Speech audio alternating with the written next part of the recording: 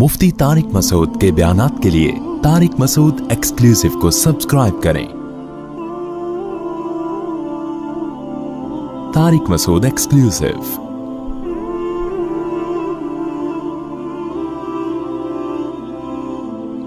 बनी इसराइल में कुछ लोग मालदार भी थे, जिनमें एक कारून भी था। इन्ना कारून कान मिन कौमी मूसा, फरमाया कारून मूसा की कौम में से था। अल्लाह ने उसको बहुत ज्यादा दौलत दी थी। व आतैनाहु मिनल कुनूज मा इन्न मफातिहहु लतनूउ बिल उस्बती उलिल कुव्वा। उसको अल्लाह ने खजाने जो दिए थे, इतने दिए थे कि खजानों की चाबियां जानवर लाद के चला करते थे। पहले जमाने में बैंक तो होते नहीं थे ना, तो हर आदमी ने अपने खजानों के लिए खुद ही जगह बनाई हुई होती थी। और उस जमाने में खजाना करेंसी को नहीं कहते थे, करेंसी की सूरत में नहीं, ये तो कागज के नोट हैं। जब हुकूमत कहते कि कलदम, तो ये 5,000 का नोट चाय में डबो के खाने के काम भी नहीं आएगा। इससे अच्छा वो पापा होगा जो घर में रखा हुआ है।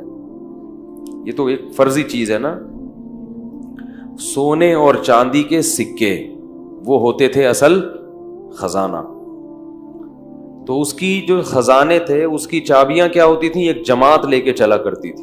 इतने बड़े बड़ी चाबियां उसकी। जी भाई, अच्छा। व आतैनाहु मिनल कुनूज़ि मा इन्न मफातिहहु लतनूउ बिल उस्बती उलिल कुव्वा।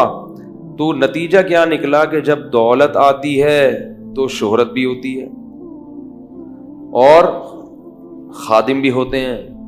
फिर जहां चलते हैं तो अकेले तो चलते नहीं हैं, दाएं बाएं प्रोटोकॉल भी होता है। तो कारून को ये इज्जत हजम नहीं हुई। देखो, बहुत कम लोगों को पैसा रास आता है और इज्जत भी बहुत कम लोगों को रास आती है। इज्जत मिलती है तो अपनी औकात इंसान भूल जाता है, पैसा मिलता है तो अपनी औकात भूल जाता है। तो कारून भी क्या हुआ, जब पैसा आया तो औकात भूल गया। तो जो कारून की कौम में नेक लोग थे, उन्होंने कारून से कहा, ला तफरह इन्नल्लाह ला युहिब्बुल फरीहीन। इतराओ मत, अल्लाह इतराने वाले को पसंद नहीं करता। तवाज़ो करो भाई, ये किसकी देन है? अल्लाह की। तो कारून से कहा कि ला तफरह, इतरा मत, इन्नल्लाह ला युहिब्बुल फरीहीन वब्तगी फीमा आताकल्लाहु दारल आखिरा। हर पैसे वाले को ये हुक्म है जो कारून को दिया जा रहा है कि अल्लाह ने तुझे जो नेमतें दी हैं, इससे आखिरत की फिक्र भी कर। क्योंकि पैसे से जैसे दुनिया के मजे हासिल होते हैं, आखिरत के मजे भी पैसे से हासिल हो सकते हैं। सारा दुनिया पे ही लगा रहा है, आखिरत के लिए भी तो कोई डिपॉजिट कर भाई। अल्लाह ने आपको इतना पैसा दिया है, इतने नौकर चाकर सब, तो कुछ हिस्सा आखिरत के लिए भी तो रखो कि मेरे गुनाहों की माफी में वो काम आए। आखिरत के लिए तो कुछ कर ही नहीं रहा। और वला तंसा नसीबका मिनद दुनिया, और ए कारून ये मत भूल कि तूने दुनिया में रहना कितना है। जितना दुनिया में हिस्सा है ना, उसको भूलना नहीं है, वो बहुत थोड़ा सा है। दौलत तो है इतनी, मगर उम्र लंबी। भाई, आप अरबपति बन सकते हो, पूरी दुनिया की दौलत खरीद सकते हो, मगर उम्रें 60-70 साल से ऊपर तजावुज नहीं करती। तो खा थोड़ी सकते हो इतना, खा तो उतना ही, पेट भी उतना ही है, रोटी भी 2 ही खा सकते। अब एक आदमी के पास करोड़ों रुपए आ गए तो क्या खाएगा वो?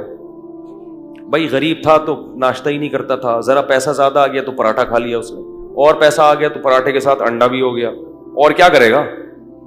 ब्रेड खा लेगा, और क्या कर लेगा भाई? पेट थोड़ी बड़ा हो रहा है। तो एक हद है, इससे आगे नहीं हो सकता। तो कहा कि दुनिया में कितना रहना है इसको भूल मत। तू, तेरी दौलत से ऐसा लग रहा है कि तू हमेशा यहां रहने के लिए आया है। कितनी अच्छी नसीहत थी, जरा सी भी सेंस होती तो फौरन मान लेता। और एक बात यह भी की, अहसिन कमा अहसन अल्लाहु इलैक। जैसे अल्लाह ने तुझ पर एहसान किया है तो तू भी अल्लाह की मखलूक पर एहसान। तेरे पास इतना है, यहां लोगों को खाने की रोटी नहीं, बनी इसराइल पे जुल्म हो रहा है, तो तू भी क्या कर, अपनी कौम के लोगों पे खर्च कर, आखिरत बना इससे, आखिरत। तो جواب میں کیا کہتا ہے؟ وَأَحْسِن كَمَا أَحْسَنَ اللَّهُ إِلَيْكَ إِنَّ اللَّهَ يُحِبُّ الْمُحْسِنِينَ. تو جواب میں کہتا ہے انما اوتیتہ علی علم عندی، یہ میں نے اپنی مہارت اور اپنی محنت سے کمایا ہے. مجھے اللہ نے، میرے پاس دماغ کیسا ہے؟ خاص دماغ ہے. اس دماغ کو لڑا کے میں نے کیا کیا ہے؟ تو میں نے کمایا ہے. جو غریب ہے وہ اپنی مرضی سے غریب ہے. میں نے تھوڑی کہا کسی کو غریب بنو.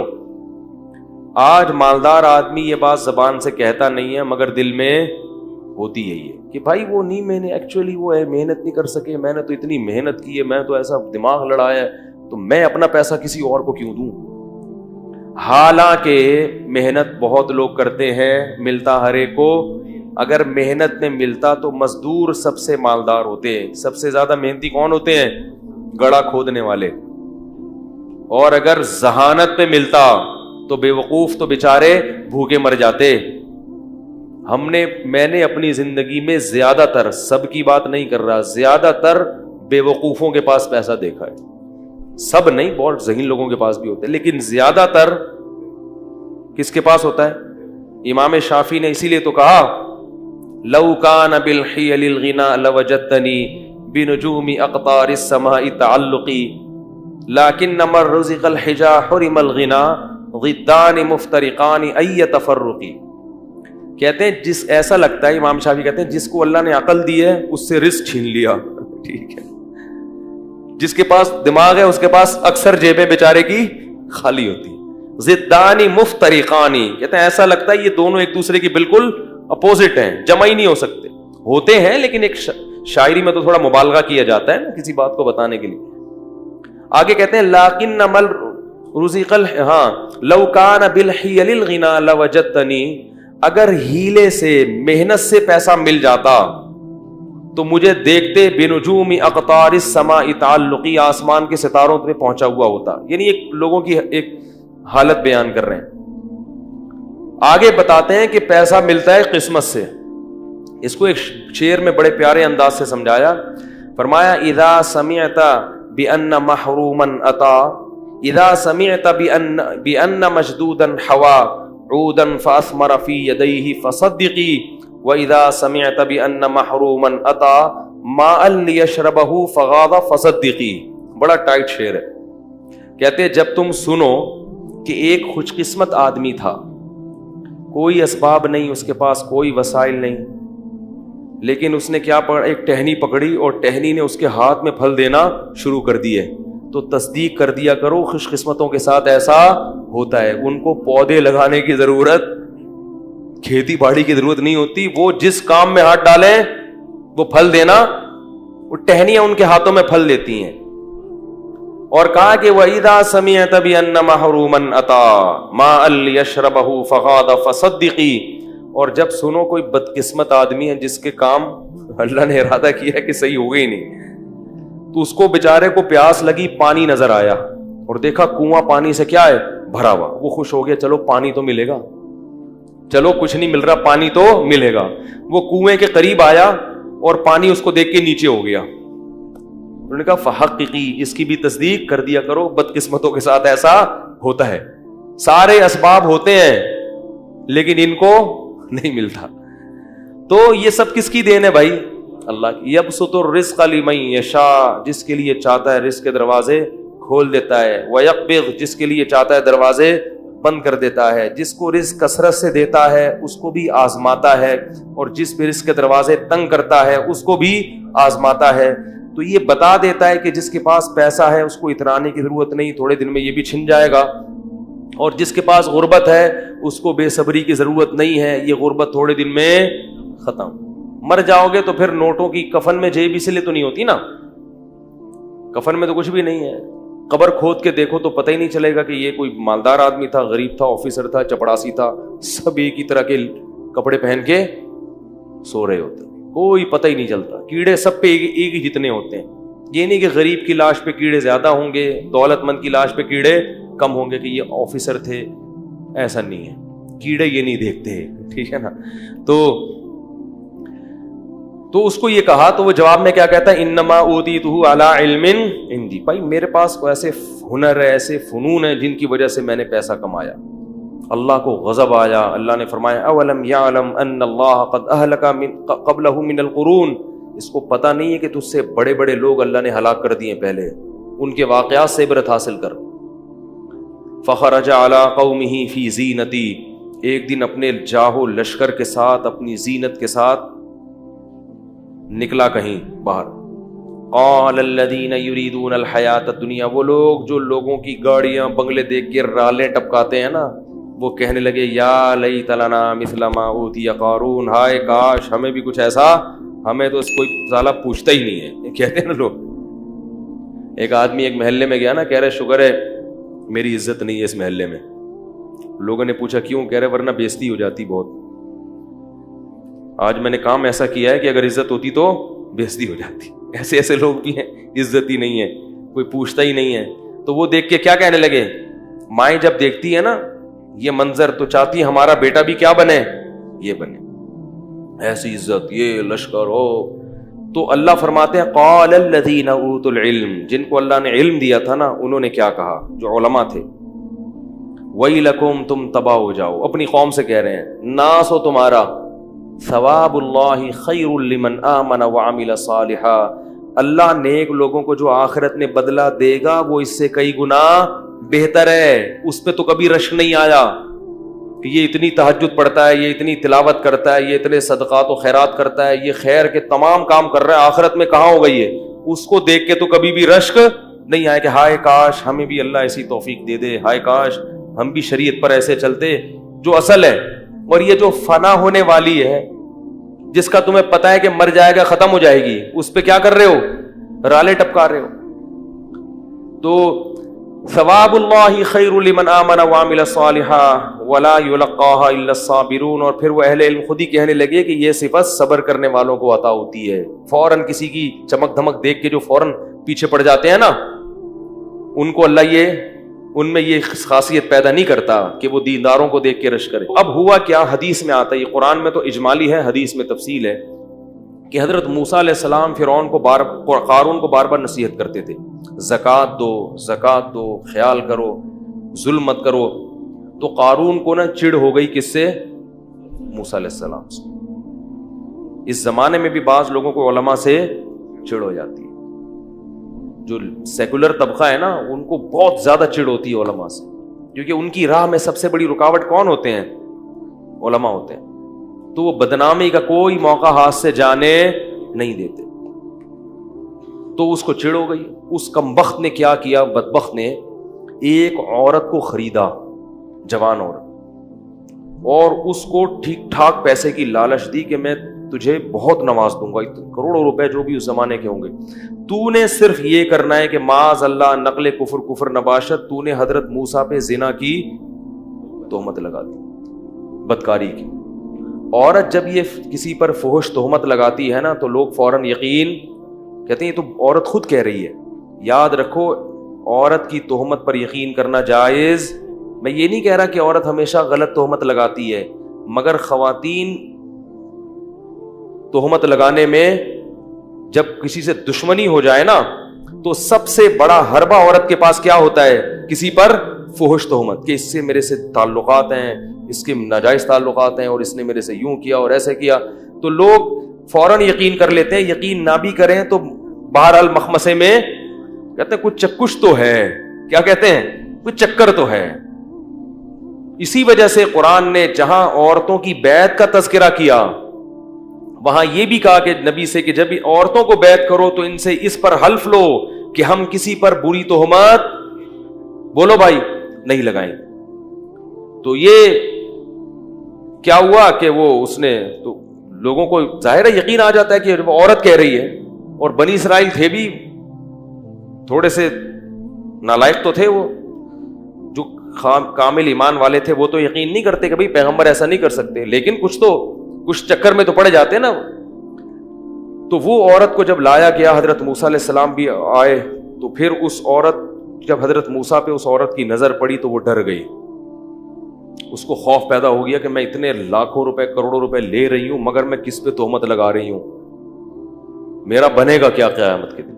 اللہ نے اس کے دل میں خوف پیدا کر دیا اور وہ تہمت لگانے سے باز آ گئے اور اس نے بتا دیا کہ مجھے قارون نے پیسے دیے تھے جھوٹی تہمت لگانے کی. حضرت موسیٰ کو غضب آیا, اسی وقت بد دعا کی قارون کے لیے کہ اللہ تو اس کو کیا کر دے, ہلاک. وہیں قارون اپنے خزانوں سمیت زمین میں دھسنا شروع ہو اور حضرت موسیٰ کو پکارتا رہا کہ اے موسیٰ معاف کر دے, معاف کر دے, معاف کر دے. موسیٰ علیہ السلام نے کہا نہیں. دھستا دھستا بالآخر پورے خزانوں کے ساتھ جب وہ دھس رہا تھا زمین میں, تو وہ جو لوگ کل کہہ رہے تھے نا, قرآن کے الفاظ ہیں, کہہ رہے تھے کہ ہائے کاش ہمارے پاس بھی ایسا ہوتا, وہ کہنے لگے وہی کَأَنَّ اللَّهَ يَبْسُطُ الرِّزْقَ لِمَن يَشَاءُ, اور بھائی اللہ جس کو چاہے رزق دے دیں, جس کو چاہے غریب بنا دیں, ہمیں یہ پیسہ نہیں چاہیے. لولا امن اللہ علینا, کہتے ہیں اللہ کا احسان ہے کہ اللہ نے ہمیں اتنی دولت نہیں دی. اب دیکھو کیسی رپورٹیں آ رہی ہیں, علماء جب سمجھا رہے ہیں تو سمجھ میں نہیں آ رہا. جب منظر دیکھا نا دھستا ہوا کہ وہ چیخ رہا ہے کہ اے موسیٰ معاف کر دے, اور وہ زمین میں دھستا جا رہا ہے, تو کہنے لگے کہ وہی کان اللہ یبسط الرزق لمن یشاء ویقدر, وہی کا لولا امن اللہ علینا لخسف بنا, اللہ کا احسان نہ ہوتا تو ہم پہ بھی عذاب آتا. انہ لا یفلح الکافرون, اللہ کا انکار کرنے والے کبھی بھی کامیاب نہیں ہوتے. اب بعض لوگ یہاں پر یہ کہتے ہیں کہ اگر وہ اللہ کو پکارتا تو اللہ توبہ قبول کر لیتا, حضرت موسیٰ کو پکارا تو حضرت, یہ غلط ہے. یہ کیا ہے, یہ اس میں پیغمبر کی کیا ہے. تو حضرت موسیٰ کو پکارنے کا مطلب یہی تھا کہ آپ کی بد دعا سے ہو رہا ہے تو آپ اللہ سے کہیں کہ مجھے بچا لے, جبکہ حضرت موسیٰ نے ارادہ کیا کہ اب بچانے کا نہیں ہے. اور پیغمبر اپنی قوم کے بہت خیر خواہ ہوتے ہیں, اس لیے یاد رکھو کہ بد دعا دینا ہر صورت میں غلط نہیں ہے. جب بہت زیادہ کسی کو ستایا جائے اور حدود کو توڑ دیا جائے تو بد دعا دینا ایسی صورت میں جائز ہے. یہ جو لوگ کہتے ہیں نا ہمارے نبی نے کبھی بد دعا نہیں دی, ایسا نہیں ہے. ہمارے نبی نے حتی الامکان صبر کیا ہے, طائف میں پتھر کھا کے بھی بد دعا نہیں دی, لیکن بعض مواقع پر آپ نے بھی بد دعا کی ہے. بہت زیادہ معاملہ ہوا اور آپ کے صحابہ کو قتل کر دیا دھوکے سے, تو آپ نے باقاعدہ قنوت نازلہ پڑھی ہے پھر. تو اس لیے اگر کوئی کسی کے خلاف بہت سخت مجبوری میں آ کے بد دعا کرتا ہے تو یہ تقوی کے خلاف نہیں. ایک صحابی رسول تھے, ان پر کسی عورت نے, مجھے ان صحابی کا نام ذہن سے نکل گیا, ان پر کسی مرد نے کچھ بری کوئی تہمت لگائی تھی, تو ان صحابی نے بد دعا کی, بصرہ میں تھے غالباً وہ, کہ فوراً اس شخص کے خلاف بد دعا کی. اس نے بھی ایسے کسی جھوٹی تہمت لگائی, گناہ کی طرف منسوب کیا, تو وہ بندہ صبح اٹھا, اس کی بینائی چلی گئی بد دعا کی وجہ سے نا. لوگ آئے ان صحابی رسول کے پاس اور کہا کہ آپ اس کے لیے دعا کر دیں کہ اس کی بینائی واپس لوٹ آئے. ان صحابی نے کہا کہ اللہ نے میرے ساتھ یہ انعام کیا ہے کہ میری بد دعا کو فوراً قبول کر لیا, تو میں اب اللہ کی اس رحمت سے پیچھے نہیں ہٹوں گا. یہ تو اللہ نے مجھے عزت دی ہے کہ ادھر بد دعا کی ادھر قبول ہو گئی. تو ہر ایک کا جو سوچنے کا انداز ہے نا وہ کیا ہوتا ہے, مختلف ہوتا ہے. تو یہ بھی اللہ کی محبت میں ہی کر رہے ہیں. بھائی اللہ نے مجھے ایک چیز دے دی, میری برات ایسے اعلان کر دیا, پوری دنیا کو دکھا دیا کہ میں صحیح ہوں, اور فوراً بد دعا قبول کر کے اس کو اندھا کر دیا, تو یہ تو اللہ نے میرے ساتھ اکرام کیا ہے, میں کیسے اس سے پیچھے ہٹوں. تو یہ ہر ایک کا سوچنے کا انداز کیا ہوتا ہے, مختلف ہوتا ہے. بعض دعا کر کے واپس بھی نہیں بھی آ جاتی ہے, اگر وہ دعا یہ بھی ٹھیک تھا. تو وہ جو بھی اہل اللہ ہیں وہ خود بہتر فیصلہ کرتے ہیں اس موقع پر کہ ہمیں دعا کرنی چاہیے یا بد دعا.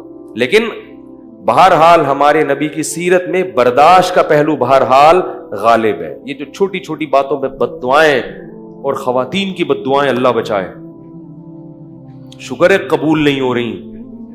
بچوں کو بد دعائیں, تیرا ناس ہو منوس, تیری گردن دبا دوں, مروڑ کے پھینک دوں, دھمکیاں. لیکن نبی صلی اللہ علیہ وسلم نے والدین کو منع کیا ہے اولاد کو بد دعائیں دینے سے. قبولیت کی گھڑی ہوتی ہے, اولاد ماں باپ کی دعائیں جیسے اولاد کے حق میں بہت جلدی قبول ہوتی ہیں, تو بد دعائیں بھی بہت جلدی. وہ حدیث میں واقعہ ہے نا, وقت کافی زیادہ ہو گیا, وہ نے واقعہ سناتا تو جلدی سے سنا دیتا ہوں تھوڑا سا 4-5 منٹ میں. یہ واقعہ تو ختم ہو گیا قارون کا. حدیث میں آتا ہے قارون قیامت تک دھستا رہے گا زمین میں, ابھی بھی دھس رہا ہے, وہ چلتا چلا جائے گا, چلتا چلا جائے گا. اللہ اس عذاب سے ہم سب کو بچائے.